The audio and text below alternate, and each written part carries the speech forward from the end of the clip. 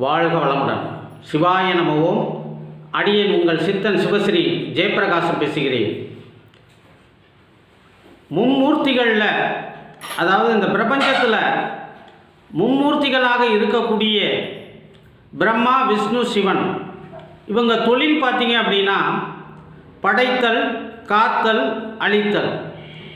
இதில் அழித்தல் அப்படிங்கிற தொழிலை செய்யக்கூடியவர் தான் சிவபெருமான். இந்த சிவபெருமான் அருவமாகவும் உருவமாகவும் இல்லாத அருவுருவமாக இருக்கக்கூடியவர். அதாவது லிங்க வடிவமாக இருக்கக்கூடிய இந்த சிவபெருமானை நாம் முறைப்படி விரதம் இருந்து வழிபாடு செய்யும் பொழுது நாம் இந்த பிறவி பெருங்கடலை கடந்து மோட்ச பாதையை அடைந்து அந்த சிவனையே சரணாகதி அடைகிறோம். அதில் பார்த்தீங்க அப்படின்னா இந்த சிவனுக்கு ஒவ்வொரு மாதமும் இந்த திதிகள் 15, அந்த 15 திதிகளில் 14வது திதியாக இருக்கக்கூடிய சதுர்தசி திதி தான் இந்த சிவனுக்குரிய திதி.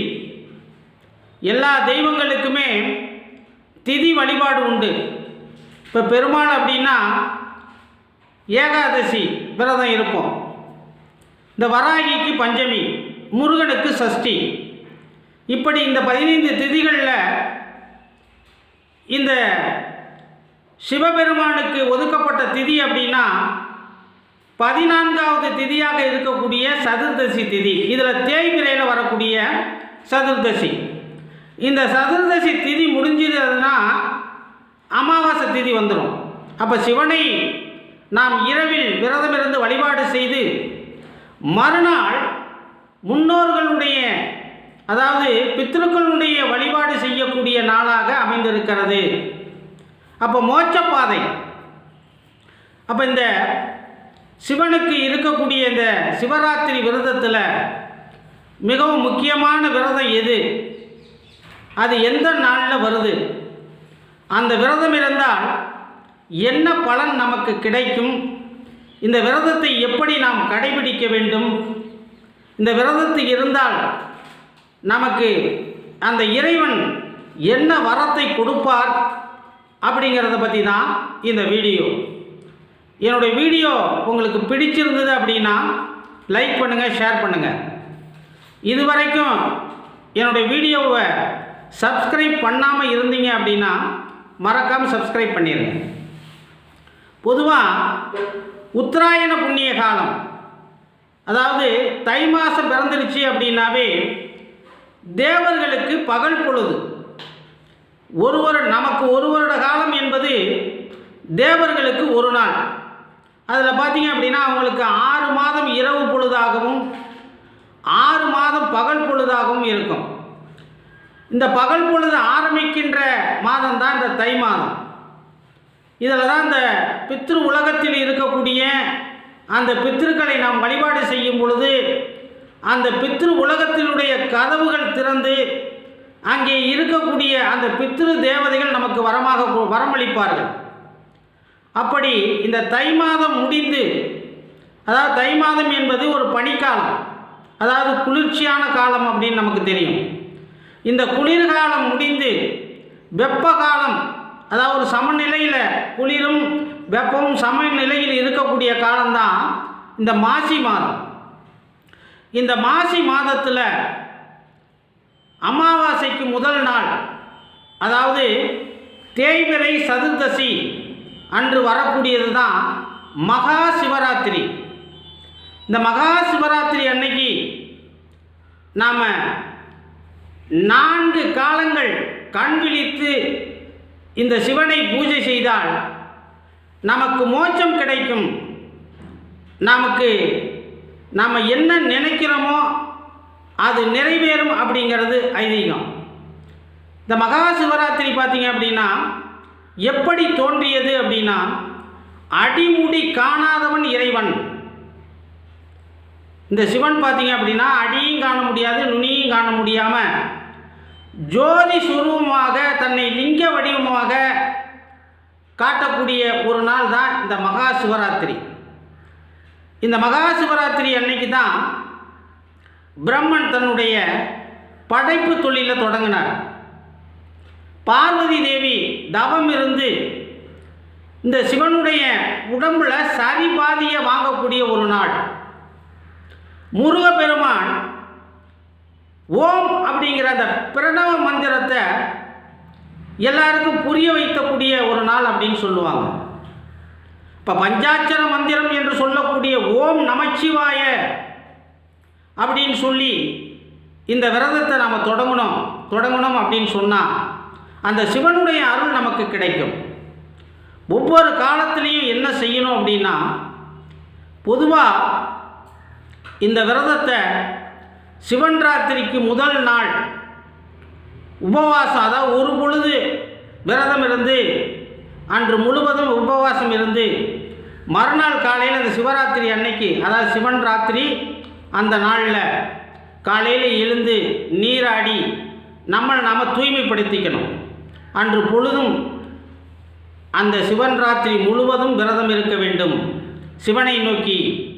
பொதுவாக ஒரு விஷயத்தை நம்ம நல்லா தெரிஞ்சுக்கணும். எந்த விரதமாக இருந்தாலும் நம்ம முன்னோர்கள் என்ன சொல்லியிருக்காங்க, வீடு வாசலை சுத்தம் பண்ணுங்க, நீங்கள் குளிச்சுட்டு சுத்தபத்தமாக இருங்க அப்படின்னு சொல்லுவாங்க. ஏன் இதெல்லாம் சொன்னாங்க அப்படின்னு சொன்னால், கொஞ்சம் சிந்திச்சு பார்த்தீங்க அப்படின்னா, ஒரு விரதம் இருக்கும் பொழுது, அதாவது இப்போ நம்ம ஒரு முருகனையோ சிவனையோ பெருமாளையோ நினைத்து விரதம் நாம் இருக்கும் பொழுது, அந்த நாளில் எந்த தெய்வத்தை நினைத்து நாம் விரதம் இருக்கிறோமோ அந்த தெய்வ சக்தி நமக்குள்ளே இறங்கிடுமா. அப்போ மனிதனாக இருக்கக்கூடிய நாம் அந்த தெய்வமாகவே மாறிவிடுகிறோம். இப்போ முருகனுக்கு சஷ்டி விரதம் இருக்கிறோம் அப்படின்னா அன்னைக்கு நாம தான் முருகன். அதை தான் திருமூலர் சொல்லுவார், உள்ளம் பெருங்கோயில் ஊனுடம்பு ஆலயம் வாய் கோபுர வாசல் தெல்ல தெளிந்தாருக்கு சிவன் சிவலிங்கம், அதாவது சிவன் சிவலிங்கம் கள்ள புலனைந்தும் காளா மணிவிளக்கே அப்படின்னு சொல்லுவார். அதாவது இந்த மனமே கோயில், இந்த உடம்பு, இந்த உடம்பே ஆலயம், இந்த வாய் தான் கோபுர வாசல் கோயிலுக்கு. அப்போ உள்ளே இருக்கக்கூடிய அந்த உயிர் இருக்குது பார்த்தீங்களா, அதுதாங்க சிவன் சிவலிங்கம். அப்போ அதற்கு இந்த கோயிலுக்கு விளக்கு எது அப்படின்னு பார்த்தீங்கன்னா, புலன்கள் 5, கண்கள், காதுகள், மூக்கு, நாக்கு, மெய்யாக இருக்கக்கூடிய இந்த உணர்வு, இந்த 5ம் தூய்மையான விளக்குகள். அதனால தான் இறைவனை நாம் காண நினைக்கும் பொழுது கண்ணை மூடி நம் உள்ளத்தை உற்று பார்க்கிறோம். அப்போ மனது அடியில் தான் நம் இறைவன் இருக்கிறான். இறைவனை எங்கேயும் தேட வேண்டிய அவசியம் இல்லை. அதனால தான் பகவத்கீதையில் கண்ணன் என்ன சொல்லுவார் அப்படின்னா, மனதால் தேட வேண்டிய இறைவனை காலால் தேடாதே, எங்கும் தேடி அலையாதே, இறைவன் உனக்குள் தான் இருக்கிறான், உன்னுடைய இதயத்தை நீ உற்றுப்பார். அதுக்காக தான் நம்ம யோகிகள், ஞானிகள், சித்தர்கள்லாம், முனிவர்கள்லாம் பார்த்தீங்க அப்படின்னா கடுமையான தவம் இருந்தாங்க. கண்ணை மூடி 1000 வருட காலங்கள்லாம் இருந்தாங்க அப்படின்னு சொல்லி நம்ம புராணங்களில் படிச்சிருக்கோம். இதெல்லாம் எதுக்கு அவங்க தவம் இருந்தாங்க அப்படின்னா, இந்த மனித பிறவி நமக்கு போதும், இனி பிறவியே வேண்டாம், நாம் அந்த இறைவனுடைய பாதத்தில் சரணடைய வேண்டும் அப்படிங்கிறதுக்காக, அந்த மோட்சத்துக்காக தவம் இருந்தாங்க. அப்போ வருட கணக்கில் எல்லாராலையும் தவம் இருக்க முடியாது. இப்போ நம்மெல்லாம் போய் நமக்கு இருக்க இப்போ பிரச்சனைகளில் ஒரு வருடம் எங்கேயாவது போய் ஒரு குகைகள்லேயோ காடுகள்லேயோ தவம் இருக்க முடியுமா இறைவனை நோக்கி? இல்லை வீட்டிலேயே நம்ம ஒரு தனி அறையை எடுத்து இருந்தாலும் கூட இந்த மாயையில் சிக்கி இந்த தியானமே நமக்கு கைகூடாது. ஏன்னா என்ன அலைகள் நம்மளை அப்படியே அழுத்திக்கிட்டே இருக்கு. அப்போ பிரபஞ்சம் முழுவதும் இன்று மாயையால் சூழப்பட்டு இருக்கிறது. அப்போ அந்த இறைவனை அடையக்கூடிய பாதை அடைபட்டு கிடக்கிறது. அப்போ பார்த்தீங்க அப்படின்னா இனி வரக்கூடிய காலங்களில் இந்த மனிதன் இறைவனை அடைய வேண்டும், அவனுக்கு ஒரு வழியை சொல்லி கொடுத்துட்டு போகலாம் அப்படின்னு சொல்லி தான் இந்த மகா சிவராத்திரியை நம்மளுடைய ஞானிகள் நமக்கு தேர்ந்தெடுத்து கொடுத்துருக்காங்க. இந்த மகா சிவராத்திரி அன்னைக்கு நாம் சிவனை நோக்கி கண் விழித்து ஓம் நமச்சிவாய அப்படிங்கிற அந்த பஞ்சாட்சர மந்திரத்தை உச்சரித்து கொண்டே இருக்கும் பொழுது நம்ம உடம்பில் 7 சக்கரம் இருக்குது, 7 ஆதார சக்கரங்கள் இருக்குது. மூலாதாரம், சுவாதிஷ்டானம், மணிப்பூரகம், அநாதகம், விசுக்தி, ஆக்கினை சக்கரம், துரியாதீதம் அப்படின்னு சொல்லுவாங்க. அப்போ இந்த 7 ஆதார சக்கரங்களும் இந்த மகா சிவராத்திரி அன்னைக்கு ஒரே நேர்கோட்டில் வருது. அப்போ யோக சக்தி, இந்த பிரபஞ்சத்தில் இருக்கக்கூடிய அந்த பிரபஞ்ச சக்தி நேரடியாக நம்மளுடைய இந்த துரியம் வழியாக மூலாதாரம் வரை இறங்கக்கூடிய ஒரு நாள் தான். குண்டலினி சக்தியில் இந்த பிரபஞ்ச சக்தி கலக்கக்கூடிய ஒரு நாள் தான் இந்த சுழுமுனை நாடியிலேயே, அதாவது இடகலை, பிங்களை, சுழுமுனை நாடின்னு சொல்லுவாங்க. இப்படி இந்த சுழுமுனை நாடியில் இறங்கக்கூடிய சக்தி அன்று நேரடியாக நமக்கு கிடைக்கிறது. அதனால தான் ஒரு நாள் இந்த விரதம் இருங்க, இறைவனை நீங்கள் கண் விழித்து பாருங்க அப்படின்னு சொன்னாங்க. அன்னைக்கு ஒன்றும் இல்லைங்க, நம்மளால் வசதி இருந்தால் இந்த சிவனுக்கு அபிஷேகத்துக்கு உண்டான பொருள்கள், அதே மாதிரி அந்த நெய்வேத்தியத்துக்கு உண்டான பொருள்கள், ஆடை, இதெல்லாம் வாங்கி கொடுக்கலாம். அப்படி நம்மளால் ஒன்றுமே முடியல அப்படின்னா ஒரே ஒரு வில்வ இலை இந்த சிவன் மேலே நம்ம போட்டுட்டோம் அப்படின்னு சொன்னால் நமக்கு இந்த இறைவன் மோட்சத்துக்குண்டான வழியையும் நாம் கேட்கக்கூடிய வரத்தையும் கொடுப்பார். ஒரு குரங்கு இந்த சிவன்ற அந்த மகா சிவராத்திரி அன்னைக்கு ஒரு மரத்துக்கு கீழே சிவனும் பார்வதியும் உட்கார்ந்துருக்காங்க. அன்னைக்கு இரவு முழுவதும் இந்த ஒரு குரங்கு அந்த வில்வ மரத்துக்கு அடியில் உட்கார்ந்துருக்கும் பொழுது அந்த வில்வத்தை பறித்து போட்டுச்சாமா. அதனுடைய பலன் பாருங்கள், மறுபிறவியில் அது ஒரு சக்கரவர்த்தியாக பிறக்குது. அதாவது முசுகுந்த சக்கரவர்த்தி. ஒரு குரங்குக்கே தெரியாமல் செய்த ஒரு விஷயத்துக்காக அந்த குரங்குக்கு மறுபிறவியில் சக்கரவர்த்தி அந்தஸ்தை கொடுக்கக்கூடிய அந்த சிவன் நாம் தெரிஞ்சு போய் வழிபாடு செஞ்சோம் அப்படின்னு சொன்னால் எதையெல்லாம் நமக்கு கொடுப்பார் அப்படிங்கிறத நம்ம ரொம்ப கவனித்து பார்க்கணும். இந்த 4 கால பூஜையில் நமக்கு பார்த்தீங்க அப்படின்னா இந்த மனித பிறவி மட்டுமல்ல, இந்த உலகத்தில் இல்லை, இந்த பூமியில் இருக்கக்கூடிய ஒரு அறிவிலிருந்து 6 அறிவு படைத்த மனிதன் முதல் 7வது அறிவு படைத்த முனிவர்கள், சித்தர்கள் எல்லாம் அன்னைக்கு அந்த சிவராத்திரியில் கண் விழித்து இந்த சிவ பூஜையை செய்வாங்க.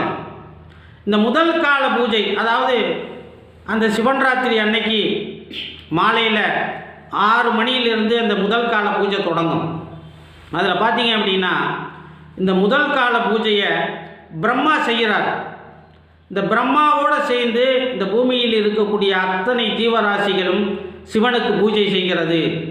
இந்த முதல் கால பூஜையில் நம்ம கலந்துக்கிட்டோம் அப்படின்னு சொன்னால் மோட்சத்துக்கு உண்டான அந்த வழி நமக்கு கிடைக்கும். அதே மாதிரி 2வது கால பூஜையை பார்த்தீங்க அப்படின்னா நாராயணன் அப்படிங்கிற அந்த விஷ்ணு செய்கிறார். இந்த விஷ்ணு சிவனுக்கு பூஜை செய்கிறார். அப்போ அந்த விஷ்ணு பூஜை செய்யும் பொழுது செல்வத்துக்கு அதிபதியான லட்சுமி அம்மா அங்கே இருப்பாங்க. அப்போ அந்த லட்சுமி அங்கே இருக்கும் பொழுது குபேரனும் அங்கே இருப்பார். அப்போ அந்த மகாவிஷ்ணுவோட நாமளும் சேர்ந்து சிவனுக்கு பூஜை செய்யும் பொழுது செல்வ வளம் கிடைக்கும். அதே மாதிரி பார்த்தீங்க அப்படின்னா குழந்தை வரமும் நமக்கு கிடைக்கும். குழந்தை பாக்கியம் இல்லை, திருமணம் நிறைய பேருக்கு கை கூடலை, திருமண பாக்கியம் கிடைக்கல, திருமண வயசில் பெண்ணு பார்க்குறாங்க, மாப்பிள்ளை பார்க்குறாங்க, எதுவுமே அமையல அப்படின்னா இந்த பூஜையை நம்ம செய்யும் பொழுது அவங்களுக்கு அவங்களுடைய கோரிக்கைகள் நிறைவேறும். அதுக்கப்புறம் பார்த்திங்கன்னா இந்த 3வது கால பூஜை தான் மிக முக்கியமானது. ஏன் அப்படின்னா இந்த பிரம்மாவுக்கும் விஷ்ணுவுக்கும் சிவன் தன்னுடைய வடிவத்தை லிங்க சுரூபமாக, ஜோதி ரூபமாக காட்டிய நேரம்.